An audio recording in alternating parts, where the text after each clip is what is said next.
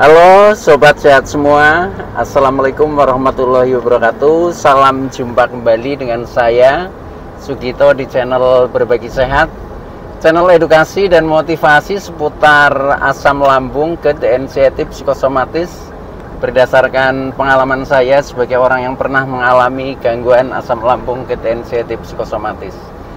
Harapan saya khususnya kepada teman-teman yang masih dalam penderitaan asam lambung, GERD, anxiety, psikosomatis, setelah menonton video ini akan dapat tersugesti dan termotivasi untuk dapat cepat sembuh.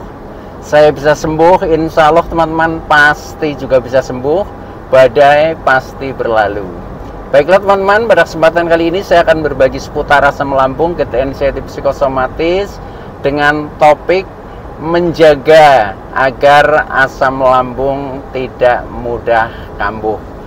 Baiklah teman-teman ya, sebelum saya lanjutkan, tolong yang belum subscribe channel ini klik subscribe dan loncengnya supaya teman-teman tidak ketinggalan konten video-video berikutnya. Dan jika suka, klik like, selalu bagikan ke sosial media teman-teman. Semoga bermanfaat buat kita semua. Baik, kita lanjutkan. Jadi topik kita kali ini adalah menjaga agar asam lambung tidak mudah kambuh. Teman-teman semua perlu kita sadari bahwa penderitaan asam lambung, GERD, anxiety, psikosomatis yang disebabkan oleh multifaktor ya, baik itu faktor fisik maupun faktor psikis, dengan sensasi yang sangat beragam mulai dari ujung rambut sampai dengan ujung kaki, yang sering kita kenal sebagai 1001 rasa sensasi. Memang sungguh luar biasa, sungguh dahsyat, dan perlu kita tangani dengan bijak agar penderitaan asam lambung, GERD, anxiety, psikosomatis dapat cepat membaik hingga sembuh total. Nah, khusus pada session kali ini saya berbagi dengan topik ini, yaitu menjaga bagaimana caranya supaya agar kita ya tidak mudah kambuh ya, dan yang belum membaik juga menjadi cepat membaik ya. Nah, ini penting ya, mengingat kita kadang gangguan ini sering kita merasa sudah sembuh tetapi tiba-tiba kambuh. Nah, itu akhirnya kita menjadi tidak sembuh permanen. Nah, untuk itu ini penting untuk kita simak ya. Tolong video ini disimak sampai dengan selesai supaya tidak gagal paham. Dan alangkah baiknya jika teman-teman juga menonton video-video saya yang lain ya, karena di setiap video itu saling berhubungan, saling melengkapi, sehingga akan menjadikan komplit pemahaman kita tentang seputaran gangguan ini. Nah, dengan komplitnya referensi yang kita pahami, maka akan mempermudah kita untuk ikhtiar secara holistik ya, keluar dari jeratan gangguan asam lambung, GERD, anxiety, psikosomatis. Teman-teman semua ya, ini kebetulan saya sedang di perjalanan ya, ini sedang di daerah Jogja ya, menuju ke Solo ya. Nah, ini saya sempatkan menyapa teman-teman ya.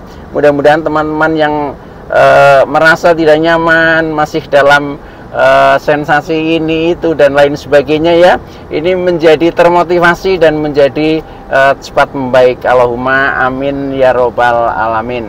Baik teman-teman ya, sambil berjalan nih saya tetap saya buat rileks saja ya. Yang penting kita bisa menyapa teman-teman, dan doa saya mudah-mudahan teman-teman menjadi cepat sehat walafiat. Amin. Nah, begini teman-teman ya, ketika kita mengalami gangguan asam lambung, GERD, anxiety, psikosomatis, di mana kita itu masih suka kambuh-kambuhan ya. Nah, ini memang ada beberapa hal yang harus kita jaga ya. Memang kita harus konsisten ya, harus istilahnya fokus terhadap solusi itu, sehingga kita betul-betul menjadi ada perubahan ya. Nah, itu ada beberapa hal yang perlu kita jaga ya, agar supaya kita tidak mudah kambuh. Yang pertama ya, yaitu kita jaga tentang seputaran pola makan kita. Jadi yang berhubungan dengan pola makan ini kita juga harus eling lan waspodo ya, terutama terhadap makanan-makanan pantangan ya. Contohnya makanan yang pedas-pedas ya, makanan yang asam-asam, kemudian makanan yang berlemak tinggi, kemudian berminyak, bersantan ya, kemudian makanan yang alot-alot seperti ketan dan lain sebagainya. Nah itu memang perlu kita waspadai ya. Jadi boleh makan tetapi jangan berlebihan. Nah itu artinya kita selalu eling lan waspodo. Termasuk juga minumannya ya. Seperti kita minum kopi ya, itu kan berkafein ya. Ya boleh tetapi jangan berlebihan ya. Teh juga itu kalau bisa jangan teh yang kental ya, tetapi agak bening ya, supaya kafeinnya nggak terlalu banyak, itu juga nggak apa-apa. Itu termasuk manis ya, manis juga boleh tetapi juga jangan terlalu manis ya. Kalau terlalu manis itu juga memicu asam lambung itu menjadi berlebihan atau menjadi produksinya itu naik ya. Termasuk asin ya. Asin itu juga sebaiknya dikendalikan, jangan terlalu asin. Nah, baik teman-teman ya, itu seputaran tentang makanan yang harus kita waspadai. Tetapi juga tidak hanya mewaspadai, kita juga harus mengatur ya, mengatur contohnya waktu makan kita tepat waktu ya. Jangan sering terlambat makan. Kalau kadang sering terlambat makan ya itu jadinya kambuh lagi kan, seperti itu ya. Nah itu juga harus kita ingat ya, kita lakukan dengan konsisten, dengan baik. Nah akhirnya kita menjadi sembuh secara permanen atau istilahnya sembuh total, seperti itu.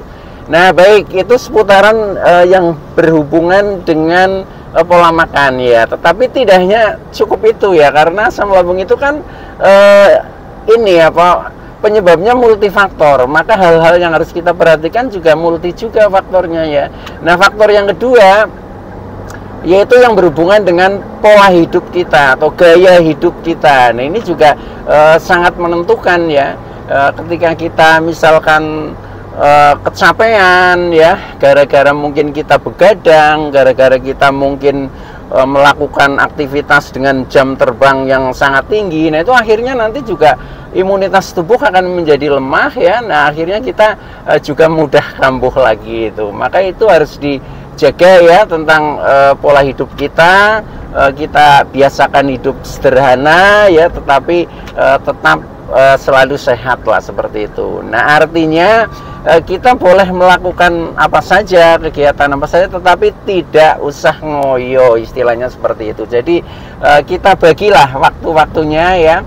Kalau dalam satu hari itu ada 24 jam, nah itu kita bagi 3 menjadi pola 8-8-8 ya. Katakanlah 8 jam untuk bekerja ya, kemudian 8 jam lagi itu untuk relaksasi, untuk ibadah, untuk menyalurkan hobi dan sejenisnya ya. Yang 8 jam ini adalah untuk istirahat atau tidur. Nah dengan seperti itu nanti tubuh akan jauh menjadi lebih sehat, karena pada saat kita tidur itu cukup ya, itu ada proses ya, proses regenerasi sel tubuh kita yang tadinya sudah rusak akan diperbaiki secara otomatis ya, otomatis oleh sel-sel tubuh kita, sehingga setelah kita istirahatnya cukup ya, contohnya tidurnya cukup, itu pasti paginya itu akan segar kembali. Nah itulah keajaiban metafisik yang ada di dalam tubuh kita yang harus kita pahami ya. Maka buat teman-teman yang sekalipun mungkin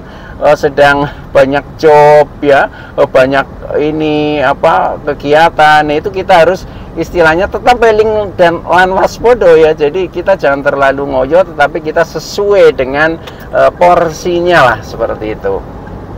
Nah baik, itu hal yang kedua ya, jadi yang berhubungan dengan pola hidup. Nah kemudian supaya kita tidak mudah kambuh, nah ini hal yang ketiga, ini hal yang berhubungan dengan pola pikir kita teman-teman ya. Jadi asam lambung itu sering tidak normal, katakanlah sering naik, yaitu gara-gara karena dari faktor pikiran kita ya. Ketika pikiran itu stres ya, banyak beban, kemudian emosi kita sering naik ya, katakanlah sering marah-marah, kemudian perasaan kita juga mungkin merasa jengkel, merasa dendam, merasa sedih yang berkepanjangan ya, itu biasa ya akan direspon oleh tubuh. Nah, ujung-ujungnya asam lambung menjadi naik ya, akhirnya kita menjadi kambuh. Nah, maka dari itu yang berhubungan dengan pola pikir, nah kita juga harus istilahnya waspada juga ya. Jadi kita berusaha pikiran itu jangan sampai tegang ya. Maka disinilah dibutuhkan seperti relaksasi ya, relaksasi, kemudian meditasi, kemudian afirmasi positif. Nah, itu praktekkan saja teman-teman ya, lakukan. Dan kebetulan di konten video-video saya yang lalu itu semuanya sudah ada ya, sudah ada, bisa ditonton kembali sehingga kita menjadi lebih paham. Dan ketika kita bisa mempraktekkan hal itu, nah nanti pasti ya proses kesembuhan yang permanen ya itu pasti akan kita dapatkan. Jadi tidak ada hal yang sia-sia ya. Jadi memang perjuangan kita melawan asam lambung ini butuh semangat yang terus menerus ya, yang kontinu, butuh motivasi ya, yang harus kita bangun dari dalam diri kita sendiri. Karena yang mengalami juga diri kita sendiri, maka kita harus ada motivasi dari dalam atau ada tekad yang kuat. Dan semuanya itu pasti bisa teman-teman ya, pasti bisa. Yang penting kita konsisten ya untuk bangkit melawan gangguan penderitaan yang kita alami. Maka yang terpenting adalah kebangkitannya ya. Makanya jangan tanyakan kapan kita sembuh ya, tapi tanyakan kapan saya bangkit. Nah, disitulah pintu untuk kesembuhan itu sebenarnya sudah terbuka. Nah, setelah itu tinggal kita ikuti proses. Kemudian dalam pola pikir kita yang tadinya ya kita banyak berpikir negatif ya, ujung-ujungnya menjadi respon tubuh juga negatif, sehingga muncul sensasi-sensasi yang tidak nyaman ya. Karena apa? Karena kita mengalami psikosomatik ya. Jadi rahasia psikosomatik itu ketika pikiran negatif, maka respon tubuh akan negatif ya. Atau sebaliknya, ketika tubuh itu merasa sakit atau negatif, pikiran juga akan negatif. Nah, maka dari itu kita jaga mulai dari pikiran kita. Jadi kita selalu berpikir yang positif, yang baik-baik ya, yang logis. Nah, itu kita harus kedepankan hal itu. Nah, maka kalau kita sudah bisa berpikir positif, maka respon tubuh itu akan baik-baik saja. Sensasi pun akan menghilang sehingga kita tidak kambuh yang disebabkan oleh faktor pikiran itu teman-teman ya. Nah, itu yang ketiga ya. Jadi dari faktor pikiran, intinya kita harus mampu ya merubah dari pikiran negatif ke positif. Jadi positive thinking aja teman-teman ya. Dengan seperti itu nanti kita efeknya jauh akan menjadi cepat membaik teman-teman. Nah, baik ya, masih ada lagi ya. Ini kebetulan sedang di lampu merah ini, jadi agak ribet sedikit, nggak apa-apa. Nah, faktor yang ketiga ya, keempat ya. Nah, keempat itu adalah tentang pola perilaku teman-teman ya. Nah, pola perilaku kita ini juga sering menyebabkan kita bisa menjadi kambuh ya. Walaupun kadang kita sudah merasa sembuh, tapi karena perilaku kita mungkin kurang baik, nah akhirnya kita menjadi kambuh. Nah, untuk tidak istilahnya jatuh ke lubang yang sama, maka kita harus istilahnya dari segi perilaku itu juga harus merubah, tetapi yang ke arah menjadi lebih baik. Jadi intinya di dalam kita menjaga pola perilaku ya, kita berusaha berperilaku menjadi lebih baik pikiran kita, baik kata-kata kita, baik tindakan kita ya, baik hubungan sosial kita. Nah, dengan seperti itu nanti semuanya itu akan kembali kepada diri kita sendiri ya. Jadi istilahnya tabur tuwe lah. Ketika kita menabur kebaikan, pasti kebaikan itu akan kembali kepada diri kita sendiri. Nah, ketika kita berperilaku baik, otomatis kita akan diperlakukan baik oleh banyak orang ya. Nah, disitulah kita akan merasa kebahagiaan. Nah, ketika kita merasa kebahagiaan atau bahagia ya.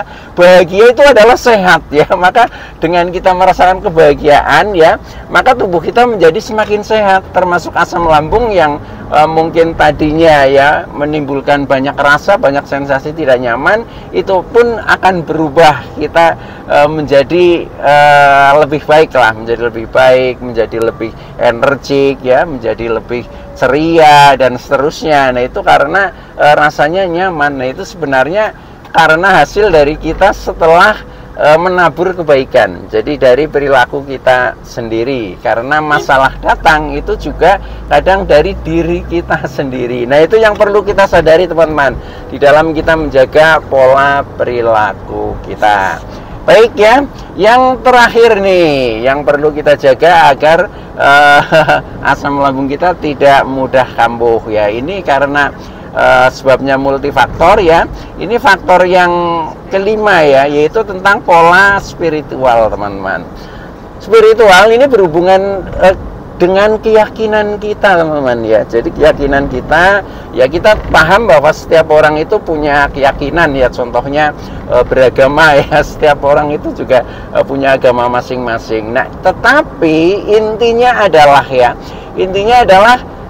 bagaimana kita lebih mendekatkan diri lah kepada Sang Pencipta ya, kepada Tuhan Allah Subhanahu wa Ta'ala dengan caranya sendiri-sendiri, dengan melakukan ritual sesuai dengan agama kita masing-masing. Nah dengan seperti itu maka hal-hal seperti kita sering merasa cemas ya, merasa takut, merasa khawatir, merasa was-was, itu akan terkikis ya, bahkan akan menghilang ya. Karena apa? Karena kita punya istilahnya sandaran ya, sandaran yang selalu membackup kita ya, yang mengasihi kita, yaitu Tuhan ya. Dengan seperti itu maka yang tadinya kita masih bepergian jauh juga takut ya, bergaul dengan banyak orang takut, bahkan makan juga takut ya. Nah itu akan berubah ya, kita menjadi pribadi yang lebih berani, pribadi yang energik, pribadi yang produktif, yang kreatif, yang inovatif. Nah itu karena memang harus kita punya sandaran. Nah salah satu sandarannya yaitu kita lebih mendekatkan diri. Ini bagian dari pola spiritual. Nah caranya bagaimana supaya kita lebih merasa dekat, lebih merasa di backup, dilindungi ya, sehingga kita tidak perlu cemas, tidak perlu khawatir dan tidak takut. Ya caranya mudah ya, ikuti saja ritual-ritual agama kita. Contohnya kita rajin ya, misalkan muslim ya, rajin melaksanakan ibadah sholat, rajin berpuasa, kemudian mungkin berzakat ya, dan amalan-amalan yang lain seperti kita rajin membaca ayat suci, rajin berdikin ya, mungkin rajin melakukan ibadah-ibadah yang bersifat sunnah. Nah itu semuanya itu akan membuat tenang diri kita. Nah ketika secara psikis kita menjadi tenang ya, maka otomatis ya respon daripada lambung kita akan normal, akan baik-baik saja. Nah disitulah kita mulai sembuh permanen atau menjadi sembuh total. Baik teman-teman ya, itu dulu yang bisa saya sampaikan, kurang lebihnya mohon maaf ya. Terima kasih atas like, subscribe, serta komennya ya. Saya Sugito dari channel Berbagi Sehat. Saya bisa sembuh, insya Allah teman-teman pasti juga bisa sembuh. Badai pasti berlalu. Oke, terima kasih teman-teman. Sekian, wassalamualaikum warahmatullahi wabarakatuh.